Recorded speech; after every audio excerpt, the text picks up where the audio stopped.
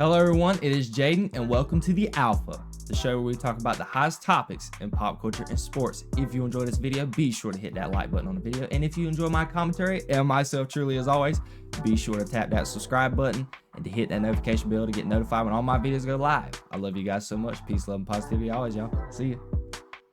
I saw the clip and I don't know what type of event it was at, but it was pretty much Tyrese Gibson, Vin Deisel, and Paul Walker's brother was at the event. And Vin Deisel was on stage talking to the fans, and he pretty much confirmed that the final, I guess he had a proposal for the final film of the Fast and Furious franchise. He went on to say it had to be held in Los Angeles. It had to feature back to the original street racing aspect of the film and not the spy stuff. And lastly, the most important thing, they want to bring back Paul Walker. And in this tweet, it says, Vin Deisel says Paul Walker's character Brian will return in the final Fast and the Furious movie. I expected this because if of course, us movie fans and fans of the Fast and Furious franchise, this was teased in, I believe, the 9th film. They were at Toretto's house, the Toretto household, and we saw the famous Nissan GTR pull into the driveway at the house. So it has been teased that this was going to happen. So this news is not really shocking to me at all. Because it can be done, given, Paul Walker tragically passed away during filming Fast and Furious 7. So his brother had to go in there and finish out the film, and they did CGI for his face, and we couldn't really tell. They did a good job with that. So, first of all, let's just go ahead and just say it right now. It's a great idea. Honestly, I 100% support the idea. I know there's probably a lot of people out there in the media space who would possibly disagree with me, given a lot of people are really much against the AI generated type stuff and CGI when it comes to deceased people, bringing them back in movies. But for me, Paul Walker and his character Brian O'Connor was pretty much the lifeline of this franchise. I know people like to make it out to seem Vin Diesel is. Obviously, over time, Vin Diesel has become the heart and soul of the franchise. But majority of the fan base, and I can speak for a majority of the fan base. If you like, this is my favorite proposal and just scenario to bring up. If you put 10 people in a row and ask them the question, who do you think is the lifeline and the heart and soul of the Fast and Furious franchise? 6 to 7 to possibly 8 of them out of the 10 would say Brian O'Connor, Paul Walker's character, is the heart and soul of the Fast and Furious franchise. The first couple of films revolved around his story, specifically the first one. And every single scene that Paul Walker was in, it was just mesmerizing to watch him on film.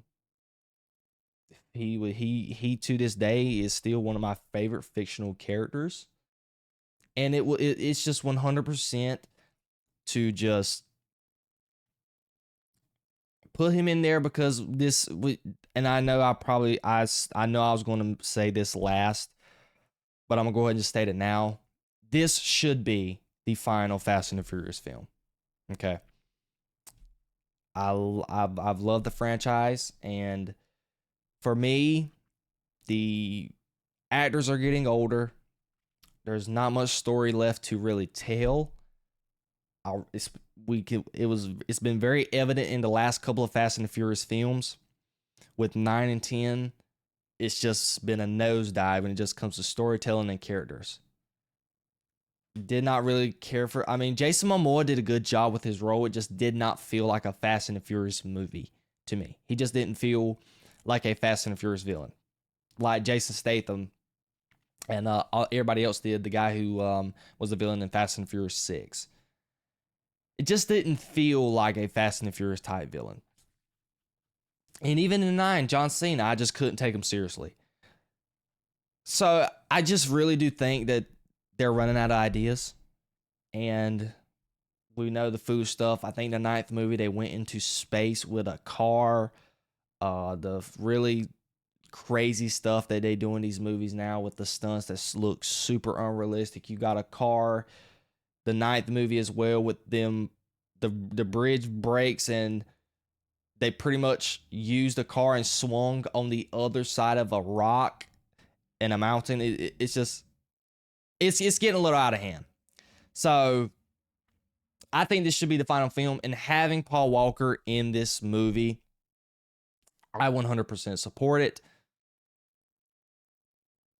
because it's the final film and he is the heart and soul of the Fast and Furious franchise, and I only deem it appropriate that he's in this movie and has some type of presence in it. Now, however, I know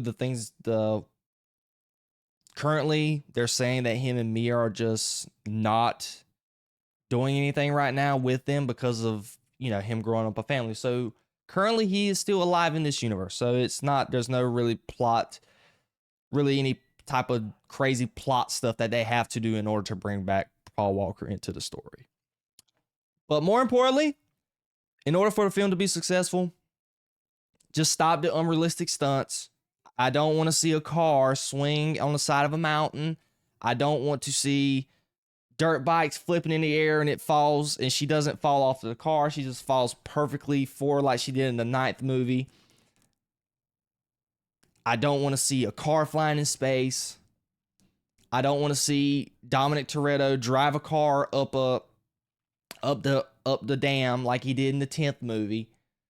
I don't want to see none of that. I just want to see realistic stunts. I don't want to see no foolishness. Make it nostalgic. I'm talking about the movie. Make the movie nostalgic. Make it memorable. And more importantly, make it satisfying to the fans and make it a satisfying conclusion to a beloved and forever iconic movie franchise. That is my thoughts on the Fast and the Furious. And what do you guys think? Should he bring back Paul Walker? Do you think it's a great idea? I want to know all of your comments down below.